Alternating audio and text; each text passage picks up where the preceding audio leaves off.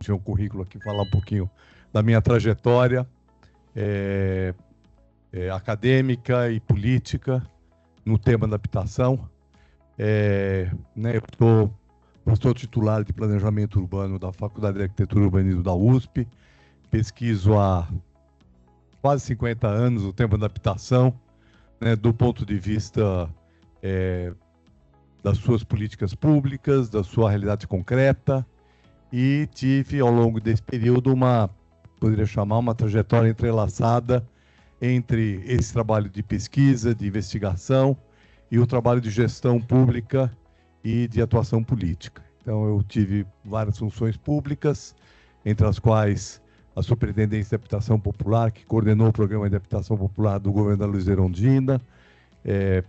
Participei intensamente da formulação da Política Nacional de Habitação, do Plano Nacional de Habitação do governo Lula, e fui 2 vezes vereador e recentemente fui eleito, na verdade, vereador em São Paulo, né? Então, eu vou apresentar para vocês o resultado de uma pesquisa bastante longa que eu tenho feito, né, sobre a história da habitação popular em São Paulo, da habitação social, principalmente das políticas públicas de habitação.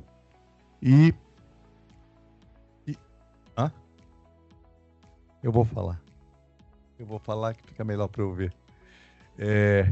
E essa trajetória, então, como eu falei, ela, por um lado, ela é uma pesquisa, por outro lado, também ela tem muito da minha participação direta na formulação de da política habitacional. Eu vou passar aqui para frente, que fica mais fácil para falar com vocês, aproximar um pouquinho mais. Desculpa aqui para a mesa, que ficar um pouco de costas. Bom, então, gente, o que nós vamos falar aqui? Nós vamos falar de 100 anos de intervenção do Estado na política habitacional ou, né, de deficiências da intervenção do Estado na política habitacional, né? Porque, na verdade, né, ao longo desse período todo, nós tivemos períodos onde o Estado não teve atuação nenhuma, como, por exemplo, na República Velha, até os anos 30, uma intervenção muito pequena, momentos onde o Estado começa a colocar a questão da habitação como uma questão social, particularmente durante a chamada Era Vargas, mas onde não havia uma formulação de política habitacional, haviam ações habitacionais feitas pelo governo, período que vai até 64, quando então se cria, pela primeira vez no país, aquilo que nós poderíamos chamar uma política de habitação. O que não quer dizer que ela não tivesse muitos equívocos, né? Mas é a política criada durante o regime militar, com a criação do Sistema Financeiro de Habitação, a criação do Banco Nacional de Habitação e a criação de fundos específicos para poder financiar a produção habitacional, né? Depois vamos ter um período em que esse sistema entra em crise e nós vamos ter uma grande presença dos municípios e dos movimentos sociais na formulação de propostas alternativas de habitação, naquilo que a gente poderia chamar a transição entre o que foi o BNH, o regime militar, e a criação do Ministério das Cidades e de uma nova política habitacional que vai acontecer, então, no século XXI. Então, esse quadro, essa periodização que está aqui um pouco nesse slide que vocês estão vendo, ela é resultado, então, dessa reflexão minha sobre a questão da habitação, que está presente, né, e muito detalhada no meu livro Pioneiros da Habitação Social no Brasil, que trata desse tema. Bom, como vocês podem ver aqui, ao longo desses 100 anos, né, e desses 5 períodos, nós vamos ter um forte crescimento da população urbana brasileira, particularmente, eu vou apontar aqui para esse lado, tá? Particularmente, como vocês podem ver, a partir dos anos 50, né, quando a população urbana brasileira tem um salto enorme, acompanhando praticamente o crescimento da população brasileira, enquanto que a população rural se estabiliza e vai ter, inclusive, queda, isso em decorrência de todo o processo de expulsão do trabalhador rural do campo e da migração para as cidades e todas as políticas que foram desenvolvidas nesse período que favoreceram e estimularam o crescimento urbano. Obviamente que essa curva quase vertical que nós tivemos, principalmente na segunda metade do século XX, quando a população urbana brasileira foi a maior que cresceu no mundo, ela vai gerar e gerou uma enorme deficiência urbana nas nossas cidades. Nossas cidades, elas cresceram sem serem acompanhadas da infraestrutura necessária, cresceram sem atender a população de baixa renda com programas públicos de habitação e, com isso, nós vamos ter aí uma herança, né, que ela é maior ou menor. Quando a gente fala de Brasil, nós vamos falando com todas a diversidade de situações que nós temos, mas que estão mais presentes, essa deficiência mais presente nos grandes centros urbanos, nas grandes metrópoles, onde se concentra grande parte das nossas necessidades habitacionais. Bom, eu vou então falar de cada um desses períodos dentro dessa trajetória e vou aqui pedir desculpa para vocês, porque eu vou ter que ser um pouco rápido, porque senão nós não vamos conseguir cumprir. Eu tenho 50 minutos para falar e precisamos chegar no final, que talvez seja o que interessa mais para vocês. Embora o meu tema seja exatamente acompanhar essa trajetória de 100 anos de política habitacional. Durante a República Velha, então, a gente tem um Estado que não interfere na questão social. O Estado é ausente da questão social. É importante a gente colocar isso, né, porque isso é reflexo de uma visão de Estado liberal, ou seja, de um Estado onde o mercado vai resolver os seus problemas. Embora a gente esteja falando de 100 anos atrás, nós estamos falando também de alguma coisa que hoje está muito presente no debate político no Brasil, né, hoje. Né, e, portanto, né, o que eu vou mostrar para vocês é que ao longo desses 100 anos, nós evoluímos, podemos dizer assim, né, evoluímos, eu reconhecer a evolução da questão da habitação, que num momento não era tratada como uma questão social, né, a partir de 30, 40, ela começa a ser pensada como uma questão social, que a partir dos anos 60 nós vamos ter fundos específicos para enfrentar esse problema, embora de maneira equivocada, e fundos que só vão atender aqueles que têm capacidade de pagar uma prestação, e vamos ter no século XXI, né, a ideia de que a habitação tem que ser enfrentada, ou só pode ser enfrentada a habitação social, se a gente está falando aqui de população em situação de rua, população de baixa renda, com um subsídio, ou seja, ela não pode ser enfrentada apenas com soluções retornáveis, né, com recursos retornáveis. Então isso é uma evolução, mas, né, a gente tem visto em várias áreas retrocessos em relação a essa visão social. E, portanto, é importante a história para que a gente, né, recupere esse processo e possa entender os vários momentos dela. Bom, nesse momento, então, a única preocupação do Estado era a questão do controle sanitário, inclusive porque as epidemias naquela época eram epidemias muito fortes, que ceifavam muitas vidas e que desorganizavam o próprio sistema econômico. Né? Então, enfrentar a questão sanitária era a prioridade do Estado. E nós recentemente passamos por uma crise sanitária muito forte. Dá para a gente entender o que isso significava no momento que não tinha um sistema de saúde estruturado no país. Né? E o que efetivamente atendia às pessoas, não só as de baixa renda, mas as de classe média, inclusive, era o aluguel. A lógica da política, do enfrentamento da questão habitacional era feito através do aluguel.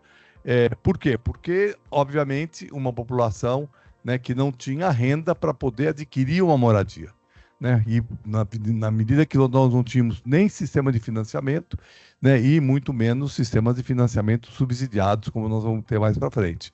Né? Portanto, o aluguel era a forma de atender, e dentro do aluguel, então, nós vamos ter, né, um leque de soluções que vão desde o pior cômodo de cortiço, né, até as casas de classe média voltadas para o aluguel.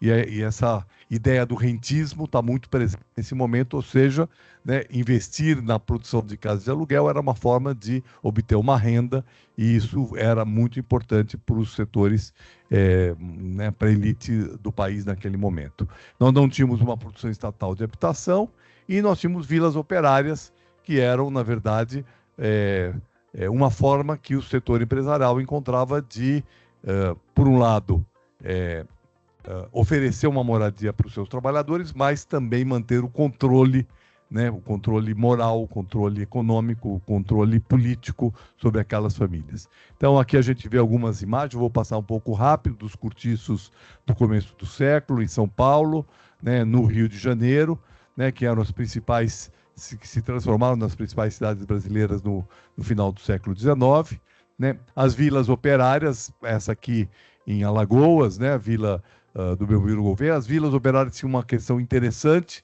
para a gente pensar a questão habitacional, porque elas, além de oferecer habitação, muitas vezes, principalmente essas vilas operárias mais sofisticadas, como essa, né, a Vila de Pedra em Alagoas, ou o Empório, a Vila do Empório Industrial do Norte em Salvador, né, e a Vila Maria Zélia em São Paulo, são vilas que tinham, além da moradia que era alugada para os trabalhadores daquela empresa, elas tinham também equipamentos coletivos, né? Por exemplo, a Vila Maria Zélia tinha escola para meninos e meninas, tinha creche, tinha armazém, tinha biblioteca, ou seja, tinha um conjunto de que a gente chamaria hoje de equipamentos coletivos que são muito importantes, portanto que antecipa uma questão que vai estar muito presente no debate até hoje, a necessidade de a gente não ter conjuntos habitacionais exclusivamente de habitação, né? Mas, né, as habitações eram, vamos dizer assim, de qualidade muito superior do que aquele trabalhador poderia alugar no mercado, mas, em contrapartida, os empresários tinham,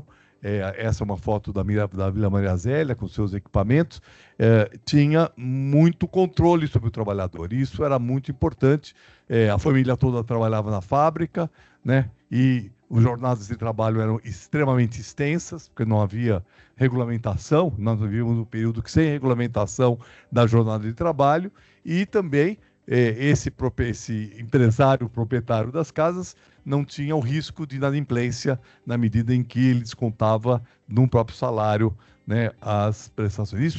Esse modelo, que é o modelo do empresário oferecer habitação, é um modelo de controle que até hoje está presente, inclusive, em certas situações de trabalho escravo ou de trabalho assemelhado à escravidão, né? As vilas particulares, então, eram vilas alugadas, na verdade era uma modalidade, a gente falou de cortiço, né? O cortiço era também um conjunto de moradias alugadas, assim como vilas, mas a gente pode ver aí, então, como eu falei, um gradiente, um degradê de soluções habitacionais, desde as piores, como um porão, como, né, um cômodo, né, sem janela, etc., que era muito comum, né, nesse momento, até casas em fileira, casas germinadas, sobrados germinados, e até vilas grandes, como essa vila economizadora, que era feita por uma mútua, numa época que a gente não tinha previdência pública, né? Então as previdências eram privadas e muitas vezes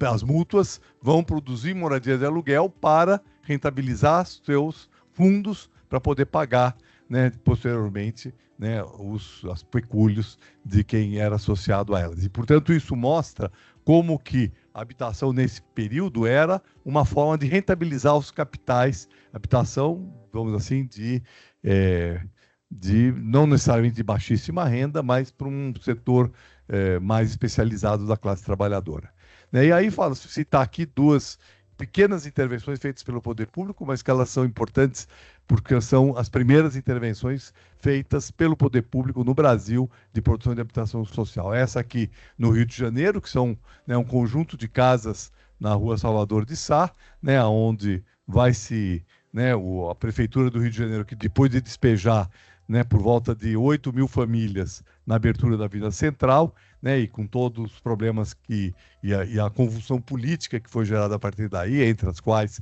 a revolta da vacina, né, que foi em grande parte impulsionada por essa reforma urbana. Reforma urbana é um nome, essa renovação urbana que foi feita no Rio de Janeiro, né, para remover os cortiços e habitações precárias da área central, né. O governo do Pereira Passos, prefeito Pereira Passos do Rio de Janeiro, vai construir, né, cerca de 120 moradias para funcionários municipais que são essas que vocês estão vendo aqui.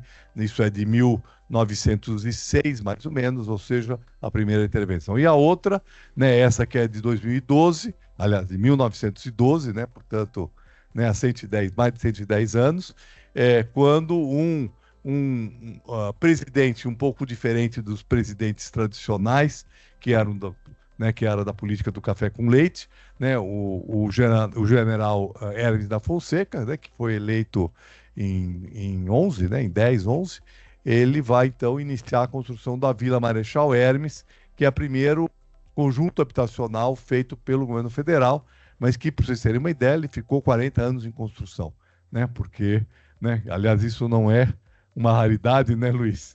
Não é uma raridade, né, as nossas descontinuidades de governo, e as coisas que começam, que param, que não continuam, né, e nosso primeiro conjunto habitacional faz parte dessa história. Ele começou, mudou o governo, parou, só foi retomado na época do Getúlio e ficou mais 20 anos sendo construído, né? Ele tem hoje por volta de 2.000 unidades habitacionais no Rio de Janeiro. Bom, mas então, a partir de 30, nós vamos ter um outro enfoque sobre a questão habitacional, né? Esse período eu estudei em mais profundidade, né? Eu tenho um livro que chama Origem da Habitação Social no Brasil, que vai tratar exatamente do período da Era Vargas, quando então se formula pela primeira vez um conjunto de ações voltadas para enfrentar a questão habitacional.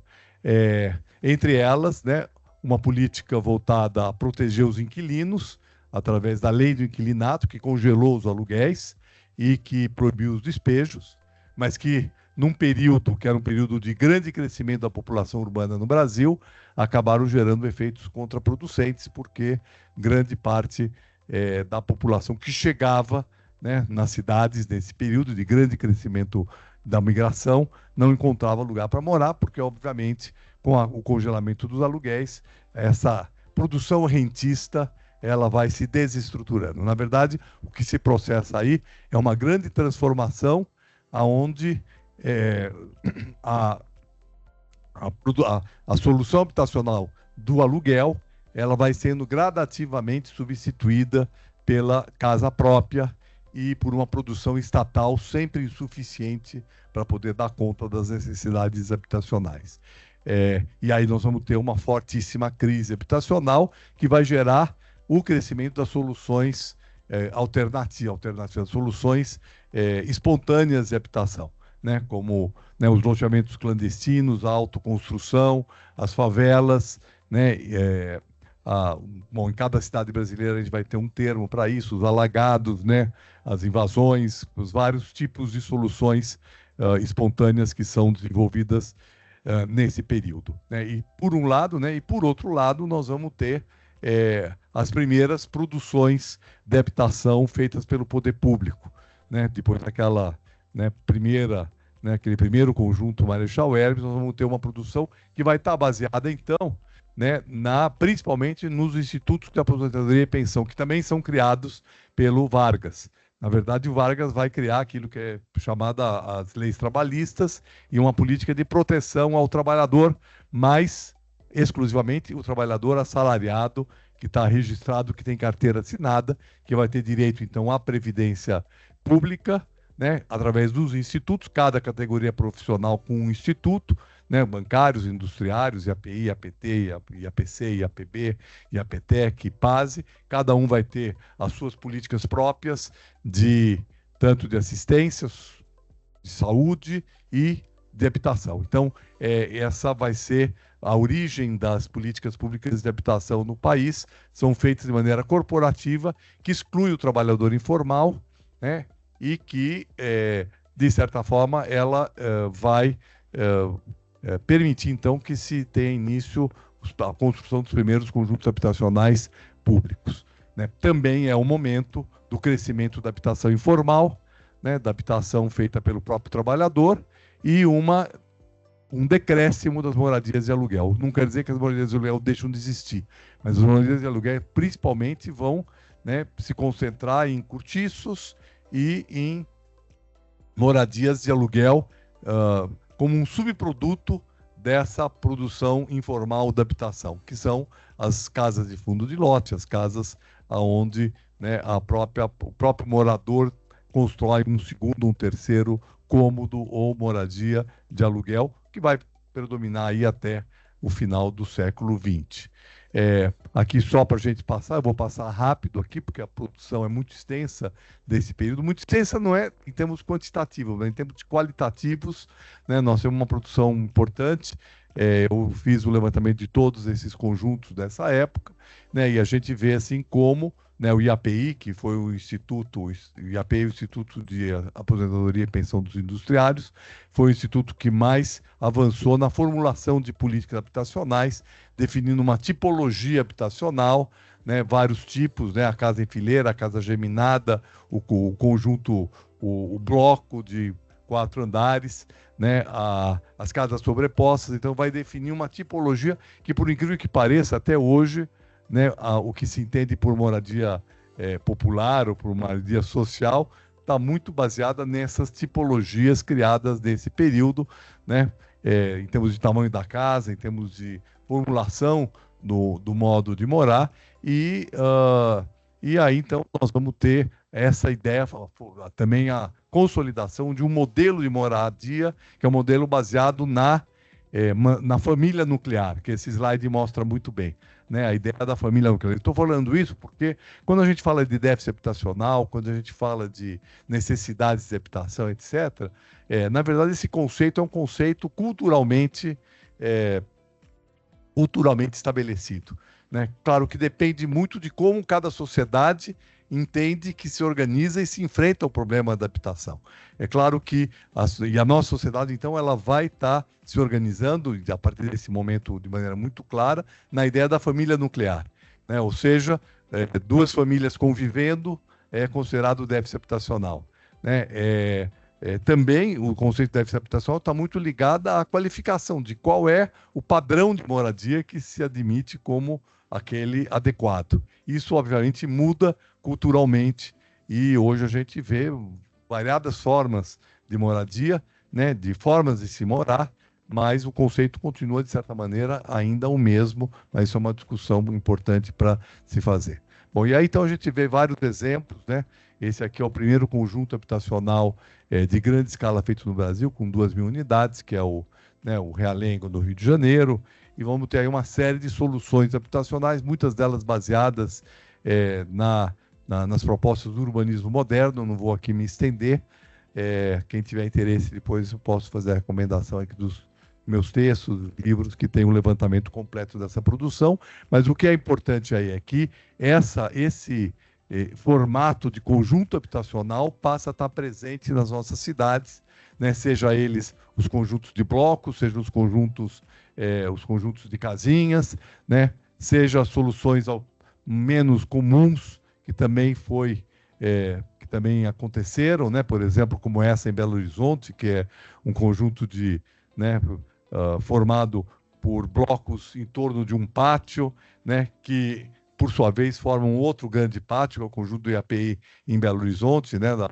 Na Lagoinha, esse conjunto que vocês estão vendo aqui, ou soluções muito mais vinculadas a essa relação com o meio ambiente, né? Como é o conjunto Passo de Areia em Porto Alegre, que era considerado uma cidade de jardim, né, que tinha uma grande diversidade. Para vocês terem uma ideia, e aliás, essa política, essa produção desse período, embora ela, em relação às necessidades habitacionais, ela era bastante reduzida, né, ela tinha uma enorme diversidade de soluções, né? Então, por exemplo, esse conjunto aqui, ele tinha 13 tipologias de blocos e 14 tipologias de casa, né?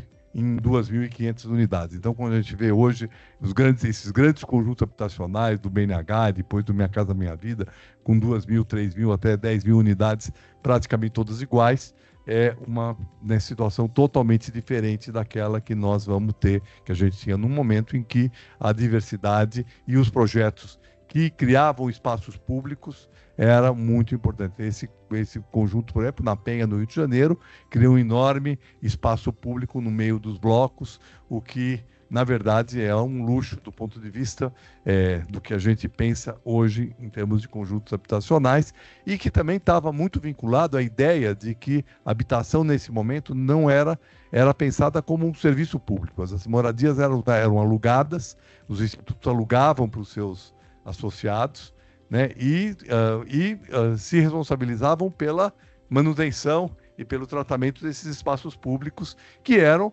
né, na verdade, as cidades que estavam se constituindo. Na verdade, se a gente pensar que, e eu vou agora falar historicamente, que o poder público no Brasil criou por volta de 20% dos domicílios no país, né, financiados de alguma maneira por várias instâncias de poder público em vários momentos da sua história, na verdade, né, e nós criamos, isso aí criou cidade, né, o poder público criou cidades no Brasil.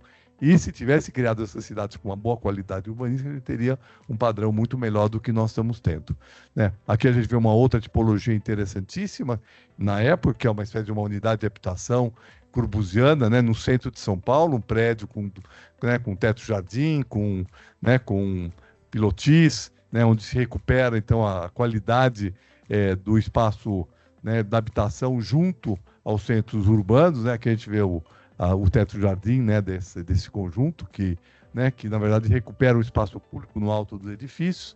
Né? Aqui a gente vê os marítimos do Rio de Janeiro e, finalmente, o conjunto Pedregulho, que é muito conhecido, o mais conhecido no Rio de Janeiro, que é um conjunto muito falado, um dos poucos conjuntos que foi falado, porque essa minha pesquisa, quando ela foi feita quase 30 anos atrás, ela foi muito original por ter revelado essa produção que tinha sido esquecida, né, depois do BNH, né? Mas o Pedregulho era um conjunto bastante conhecido, né? E ele tinha exatamente todas essas características. Tinha escola, né, posto de saúde, tinha lavanderia coletiva, tinha uma cooperativa, tem os espaços, né, da assistência social, tinha os espaços comerciais.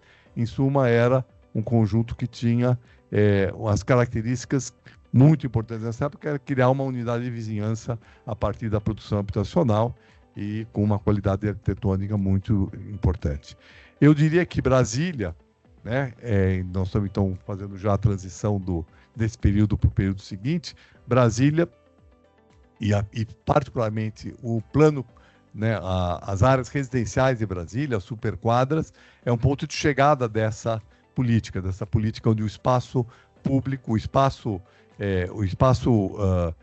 habitacional, ele é um espaço público, ou seja, a gente tem habitação quase dentro de um parque, né? E isso vai começar a desaparecer no período seguinte, que é o período BNH, que então aí nós vamos ter uma importante inflexão em toda essa política, né? O BNH, ele é criado pelo regime militar, na verdade ele fazia parte de um sistema financeiro de habitação. Então, pela primeira vez se cria um sistema de financiamento de longo prazo para a produção habitacional, baseado na ideia da casa própria, né, baseado na ideia de que a política tem que ser, por um lado, subsidiada, porque tem juros subsidiados. Esse subsídio, na verdade, vem de um pecúlio do próprio trabalhador, que é o FGTS, né, mas que ela é retornável, né, ou seja, né, é necessário que o que foi financiado retorne, né, para esse fundo. Né? Então, seja as duas modalidades presentes no sistema financeiro de habitação, que é o FGTS voltada para o setor popular e o SBPE, que é a poupança voltada para os setores médios, elas são baseadas num sistema retornável, ou seja, as pessoas vão pagar a longo prazo, né, e isso viabiliza, em tese, o acesso à habitação, porque uma habitação não pode ser comprada, né, à vista, né, para uma família assalariada, né? Então, a longo prazo, ela vai ser proprietária de uma habitação, mas, obviamente, para isso, ela tem que ter renda e capacidade de pagamento, né? E o que grande parte da população não tinha. Então, é uma política que vai atender a classe média muito, muito fortemente, né? Porque a classe média tem capacidade, então, de tomar um financiamento, vai atender uma camada melhor remunerada da classe trabalhadora, que pode ir para um conjunto habitacional e pagar uma prestação, mas não vai atender o trabalhador de baixa renda, que vai continuar, então, dentro daquilo que a gente chama a cidade de habitação informal, né? Ou seja, né, a autoprodução da casa própria, pelas próprias mãos, né, ou pelos próprios esforços de cada um, geralmente numa terra ou ocupada ou numa terra comprada no mercado informal, né, e principalmente clandestino com baixa capacidade de infraestrutura. Bom, Então, o que nós vamos ter nesse período, que é o período do regime militar, né, aquilo foi chamado, né, o crescimento de pobreza, ou seja, o país cresce, né, o país teve um crescimento econômico muito forte durante o período chamado milagre econômico, mas um crescimento também da pobreza, né, acelerado o crescimento urbano, que já era acelerado antes dos 60, se acelera muito mais entre os 60 e os 90, e nós vamos ter aí o investimento público, né, do recurso público, do orçamento público, voltado, sobretudo, para as grandes obras de infraestrutura, como, né, as hidrelétricas, como as estradas, como, né, os complexos viários, enquanto que a habitação não vai ter recurso, né, de orçamento público, não vai ter recurso, né, do orçamento, ele vai ter recursos, né, que são retornáveis, né, e vai gerar, então, esses conjuntos habitacionais, né, como a gente está vendo aqui no cantinho,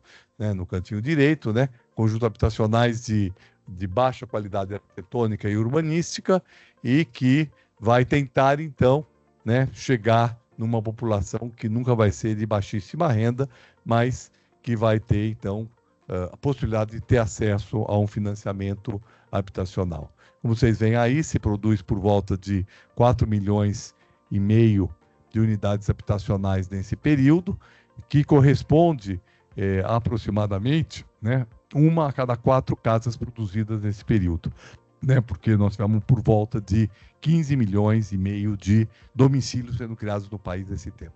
Na verdade, se a gente quiser, né, pensar assim, o que acontece no Brasil, né, em termos habitacionais, a gente é só olhar o número de domicílios e o número de financiamentos, né? Obviamente, tudo que é a diferença entre o que foi financiado por programas públicos de habitação em relação ao número de domicílios que surgiram é, sobretudo, o que vai surgir, aparecer como habitação com algum tipo de precariedade. É claro que tem uma pequena parcela aí, que é a habitação de elite, que consegue comprar à vista, consegue, né, produzir a sua própria habitação de qualidade, mas isso é uma pequena parcela da população. A grande maioria, se ela não consegue entrar num programa público, ela vai para uma situação com algum nível de precariedade. E aí, então, nós temos esses grandes conjuntos, né, eu vou também passar rápido aqui para não, né, nos estender, que são grandes conjuntos habitacionais que estão presentes em quase todas as cidades brasileiras e que vão ter uma qualidade urbanística muito inferior àquela do período né, dos IAPs, né, e que não vai efetivamente atender toda a população. Obviamente, né, o setor da construção civil vai se estruturar nesse momento, um setor da construção civil habitacional que vai viver em grande parte desses financiamentos e desses recursos públicos e que vai gerar, então, uma lógica própria, que é a lógica de que, né, é necessário ter programas públicos de habitação para que esse setor da construção civil possa funcionar e, muitas vezes, né, as políticas públicas acabam sendo mais direcionadas a viabilizar o setor, né, esse setor que é um setor economicamente importante, gera emprego, gera renda, mas que não necessariamente atende às necessidades de habitação da população. Então, por exemplo, enquanto a grande maioria da população autoconstruía suas casas, né, ela não tinha nem apoio técnico, nem financiamento para compra de material, tinha que comprar material em depósitos a juros abusivos, comprava uma terra num mercado especulativo, né, e não tinha apoio técnico para poder produzir, né, e ao mesmo tempo se produziam moradias né, financiadas como essa que a gente vê aqui, né, na cidade de Tiradentes, Zona Leste, 42 mil unidades habitacionais numa mesma área, numa área pouco servida de empregos, de transporte coletivo, e que vai levar 20, 30 anos para poder ser equipada, né, com escolas, com serviço de saúde, e que depois vão seguir a vida, né, vão seguir a vida se transformando. Bom, esse tipo de visão sobre a questão da habitação é aquilo que eu digo, né? É uma arquitetura para poucos, né? E a cidade informal cresce. Então a gente vê aqui, né, o conjunto Pedregulho, o famoso conjunto Pedregulho, e do lado dele a favela crescendo, né, aceleradamente. Aqui a gente vê o conjunto dos Marítimos, que eu mostrei antes, e lá no fundo a favela da Providência. E essa situação é muito comum, né? A situação de você ter uma produção pública que vai atender uma parcela, às vezes pequena da população, e uma grande favela, um grande loteamento precário, né? E muitas vezes, né, essas soluções, que eram soluções de transformar a favela, né, num conjunto habitacional, como a gente vê aqui no caso da favela da Catacumba, elas não se concretizam, né, porque, né, os custos necessários para fazer isso são imensos e essa população moradora de favela não tinha capacidade de pagamento de prestações, e aí então a gente vê esse número que nós temos aqui, que é bastante importante do ponto de vista geral, né? Entre 40 e 60, né? Em azul, as necessidades habitacionais. E eu prefiro usar o conceito de necessidade habitacional do que de déficit habitacional. Déficit habitacional corresponde apenas a uma parte das necessidades habitacionais. Eu vou falar sobre isso um pouco mais para frente. E em laranja, o que foi produzido através de financiamentos e programas públicos. E depois de 30 a 90, a mesma coisa, a gente vê que toda essa diferença aqui, todo esse azul que sobra para cima, ele é habitação informal, né, que podem ser os vários tipos de habitação informal, né, loteamentos clandestinos com autoconstrução, alagados, favelas, né, como, por exemplo, né, aqui a Catacumba, que, né, muitas vezes favelas bem localizadas, a partir de um certo momento, as políticas urbanas vão voltar para sua remoção, né? Aqui a gente vê um caso característico disso, a favela da Catacumba, que ficava do lado da Lagoa Rodrigo de Freitas, no Rio de Janeiro, né? Assim como a favela do Pinto e outras favelas presentes naquela região vão ser removidas, transferidas para áreas mais distantes, e isso está acontecendo, acontece frequentemente, né? Agora mesmo em São Paulo, para fazer um túnel que se pretende fazer ali para automóvel, já está se falando em remoção de 200 famílias de uma área bem localizada na cidade de São Paulo. Então, essa tem sido a história, né, da política habitacional no Brasil, né, que vai criando, então, as cidades segregadas, as cidades que excluem, né, a grande parte das famílias. Aqui a gente vê, por exemplo, o incêndio da favela do Pinto, que foi um mecanismo para removê-la. A favela do Pinto ficava, vocês estão vendo aqui o fundo da Bahia, da Praia do Leblon, né, ficava ali na Praia do Leblon, e no lugar dela vai ser construído um conjunto de prédios de classe média que estão aqui. Bom, a partir então dos anos 80, né, essa política habitacional do regime militar vai entrar em crise, e essa crise vai fazer com que se reduza enormemente a produção pública financiada pelo governo federal. A maneira de enfrentar a crise econômica e a crise do sistema financeiro da habitação vai ser exatamente parar de se produzir, para se recomporem os fundos, tanto o FGTS como o Sistema Brasileiro de Poupança e Empréstimo, que não vão desaparecer. É importante dizer, porque até hoje, então, né, nossas políticas de habitação estão baseadas ainda nesses fundos.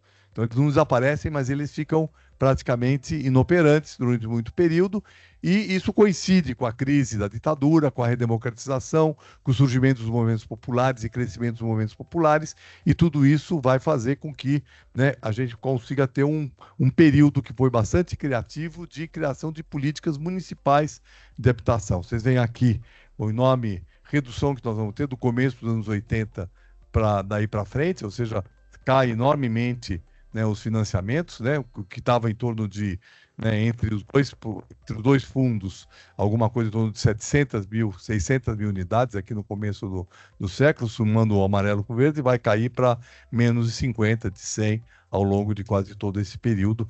Só no final dos anos 90 começa a ser recuperado.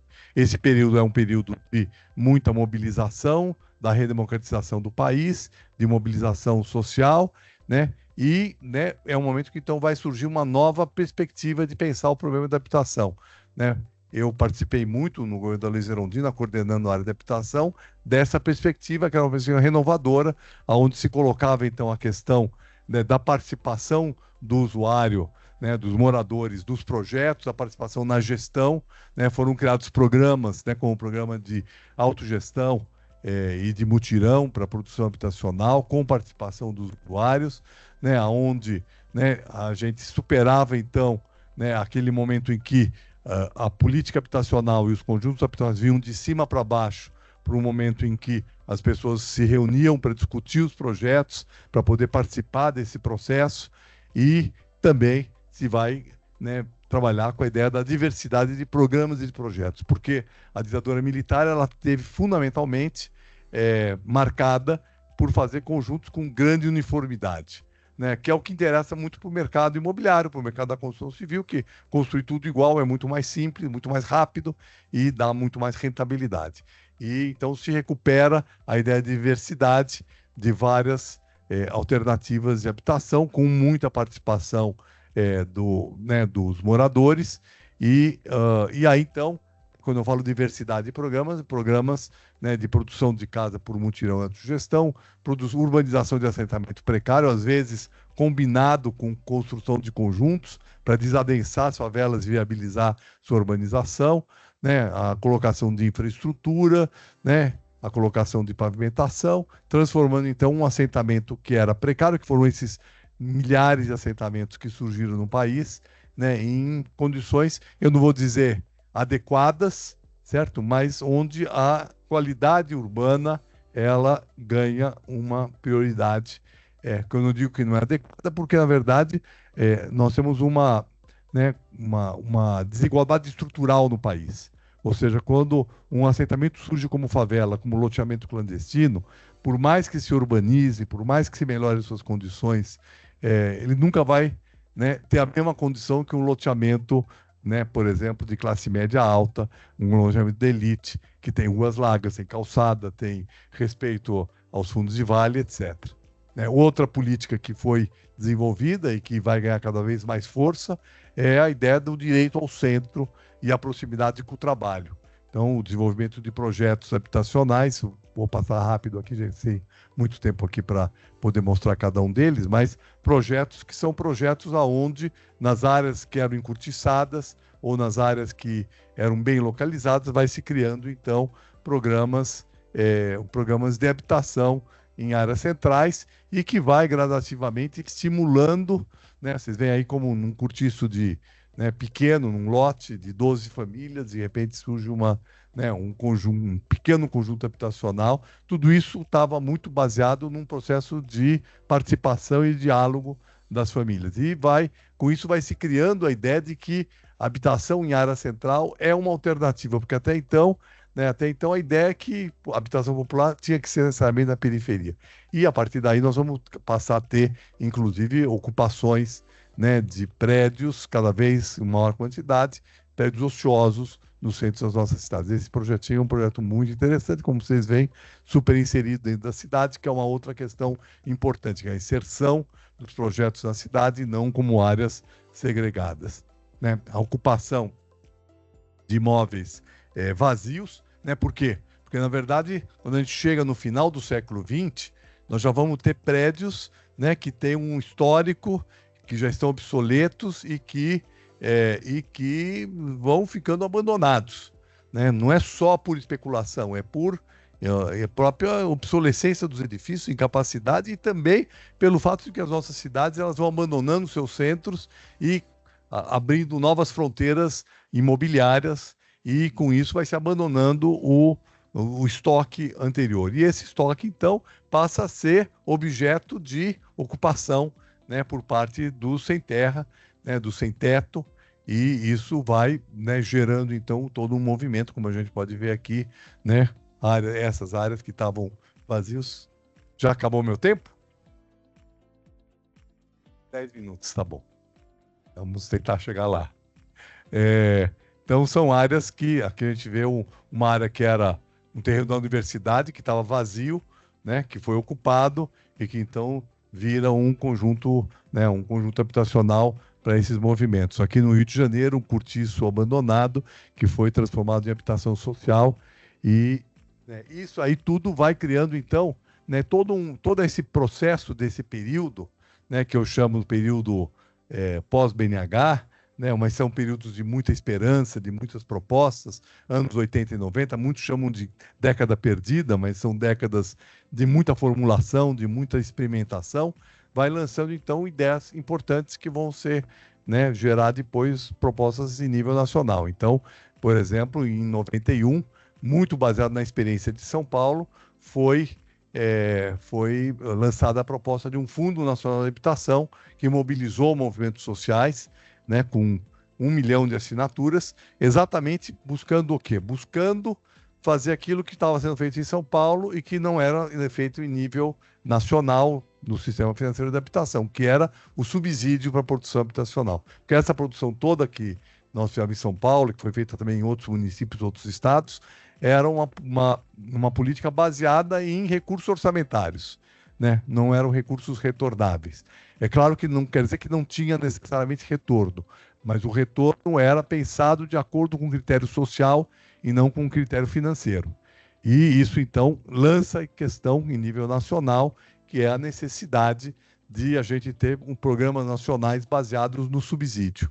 E a criação de um fundo nacional seria fundamental para isso, e isso vai depois, né, gerar, né, uma nova formulação, né, que vai ser começada a colocar em prática no governo Lula, embora ela tenha, do meu ponto de vista, sido frustrada ao longo da sua execução, né? Mas o que era essa ideia? Essa ideia era, né, de incorporar essas experiências alternativas, criando uma diversidade de programas em termos nacionais, pensar um sistema de financiamento que era um mix de recursos, ou seja, uma mistura de recursos dos fundos, como o FGTS, e do fundo de subsídio, né, o fundo de habitação, de modo que você pudesse criar um retorno que fosse equivalente, proporcional à renda das famílias, e que, portanto, pudesse se atender famílias de baixa renda, famílias, né, as que não podiam adquirir um financiamento, poder adquirir esse financiamento e, dessa maneira, poder ter acesso a uma moradia e poder pagar de acordo com a sua capacidade. Então, essa era a ideia, e essa ideia estava, né, tinha como objetivo, né, enfrentar o problema da habitação do país de maneira mais definitiva. Eu acho que agora não está funcionando isso aqui.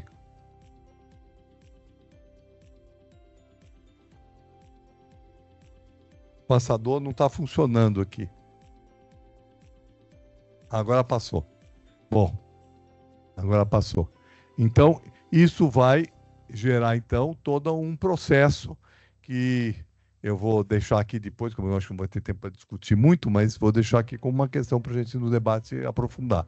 Então, a gente vai ter, desde 2003, uma sequência, aliás, desde 2001, está faltando aqui, 2001, ainda no governo do Fernando Henrique, a aprovação do Estatuto da Cidade, que foi muito importante, porque ele poderia garantir um novo enfoque de enfrentamento da questão fundiária, porque o problema da habitação é um problema fundiário, fundamentalmente, porque ninguém produz habitação sem começar com o solo.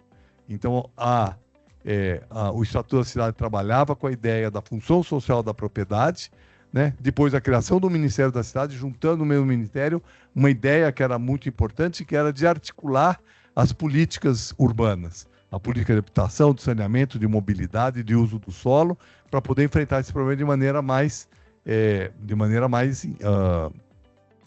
integral e não parcelada, porque, na verdade, tradicionalmente, e esse foi uma das questões que nós não conseguiu ser enfrentada, né, que bom, se você olhar só a questão da habitação, eu vou conseguir habitação mais barata em qualquer lugar, nos lugares mais distantes. Só que isso vai gerar um problema de mobilidade, isso vai gerar um problema de infraestrutura, vai gerar um problema urbano, né? Então, nós não podemos pensar esses problemas da habitação e os problemas urbanos desvinculados uns dos outros, né? Tem que ser pensado de maneira conjunta. Então, essa é a ideia do Ministério da Cidade, né? E era a ideia também de você ter um rebatimento de uma política nacional nos estados e nos municípios, né, onde cada um deles deveria ter, então, né, uma visão semelhante, claro que levando em conta a diversidade que existe em cada lugar.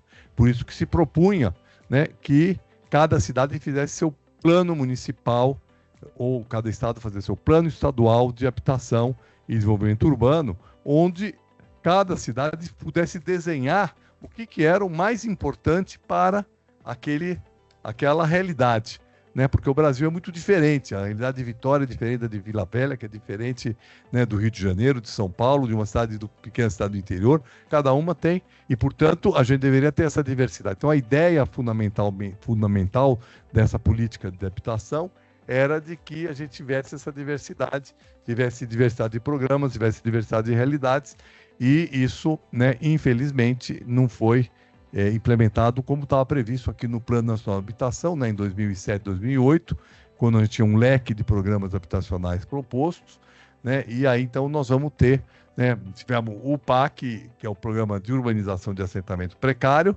né, que foi para frente como um dos programas, e o outro foi o Minha Casa Minha Vida, que vocês conhecem, Minha Casa Minha Vida 1, 2, 3, né, e agora uma retomada, mas que está muito focado especificamente na produção de unidades novas, a grande maioria delas feitas por empreiteira, embora tenha sido criado também programas, por pressão do movimento social, programas de autogestão, né? Mas, de qualquer maneira, né, o Plano Nacional de Habitação tinha exatamente o sentido de... tem algum problema aqui? Está andando. Então, o Plano Nacional de Habitação, ele vai, então, trabalhar com a ideia né, da necessidade de habitação. Aí, pode passar para o próximo. Mas... agora passou. Bom, então, o Plano Nacional de Habitação, ele vai trabalhar com uma ideia de necessidade habitacional, que eu já estava falando para vocês antes, que é uma ideia um pouco diferente da ideia do déficit habitacional, né? Por quê? Porque quando a gente pensa em termos de necessidade habitacional, eu não posso pensar de maneira estática. E muitas vezes, quando se trabalha com déficit habitacional, se trabalha de maneira estática.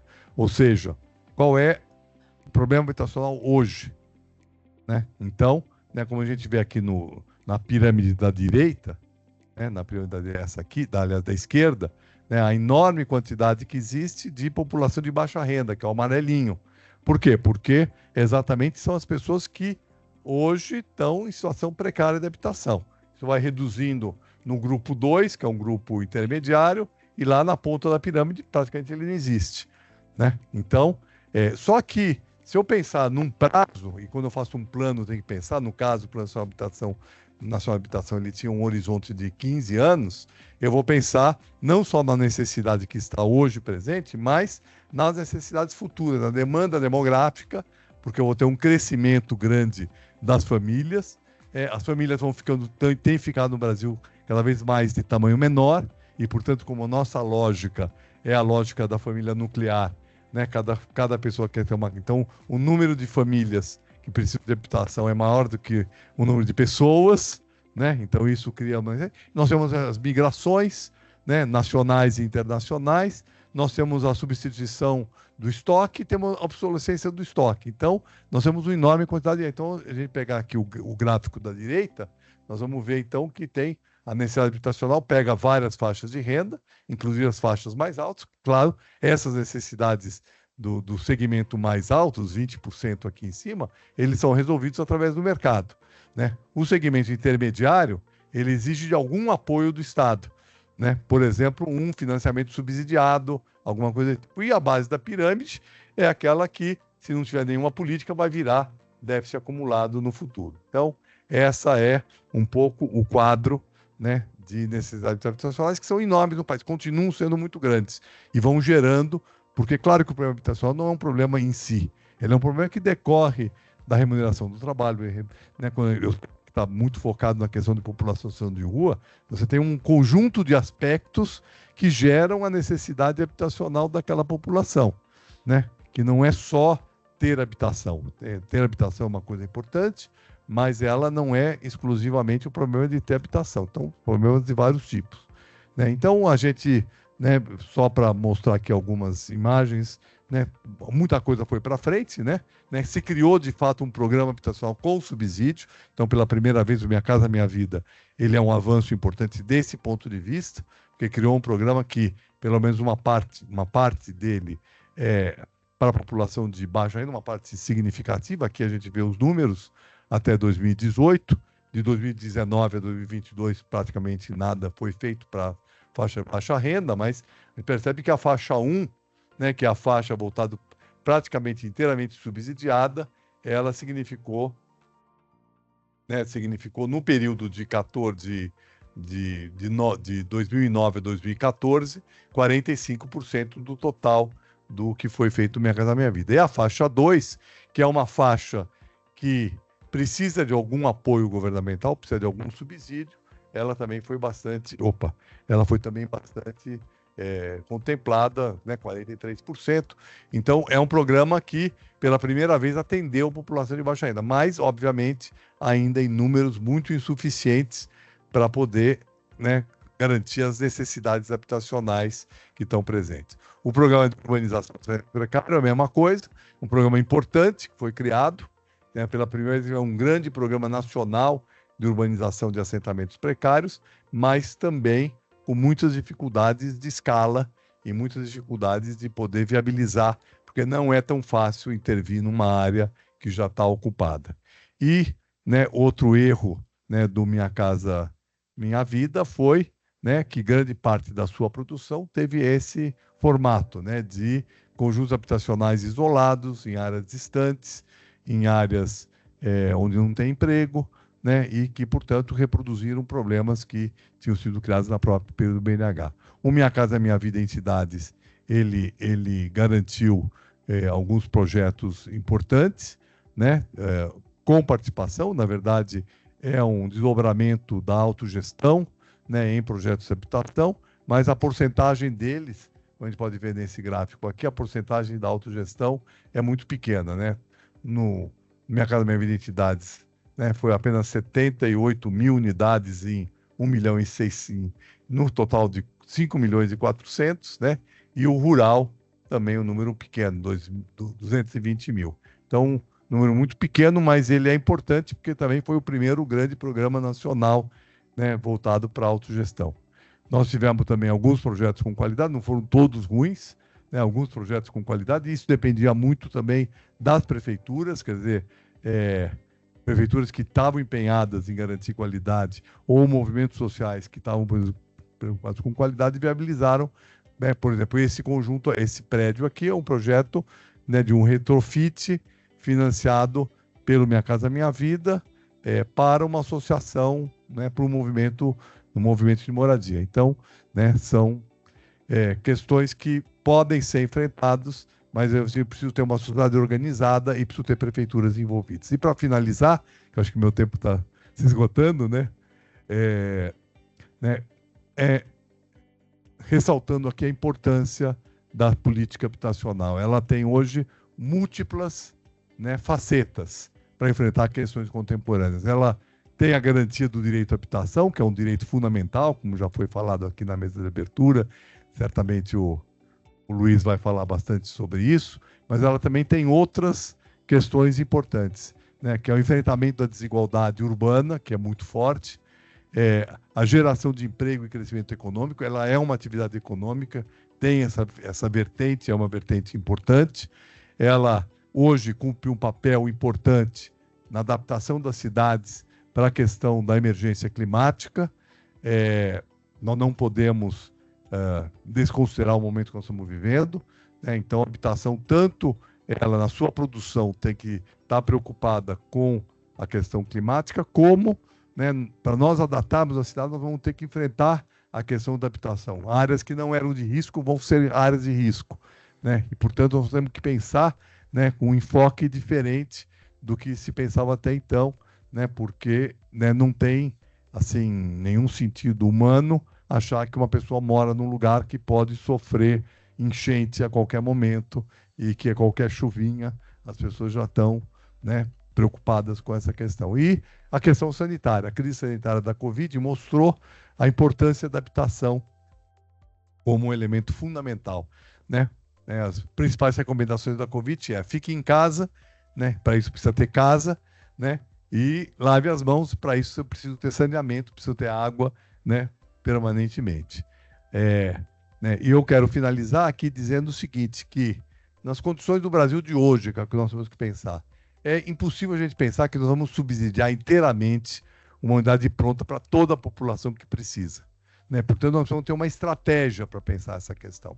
E eu entendo que a melhor estratégia hoje seria subsidiar o que eu chamo da base urbana, né? A base urbana é a terra, é a infraestrutura, são os equipamentos sociais, são as áreas verdes, são as condições básicas de plantação, né? Isso é fundamental e isso deve ser inteiramente subsidiado, que é garantir o direito à cidade para todos. E o processo de construção, ele pode se dar por diferentes mecanismos de construção. Pode ser autoconstrução, pode ser autogestão, ele pode ser mais ou menos subsidiado, mas garantir a base urbana é cada vez mais fundamental para poder garantir isso. Temos que considerar que nós temos hoje um estoque já antigo, portanto, a questão de manutenção do estoque existente é uma preocupação fundamental. A urbanização do que já está hoje ocupado de maneira precária precisa ser enfrentado e nós temos que também considerar a articulação entre a produção habitacional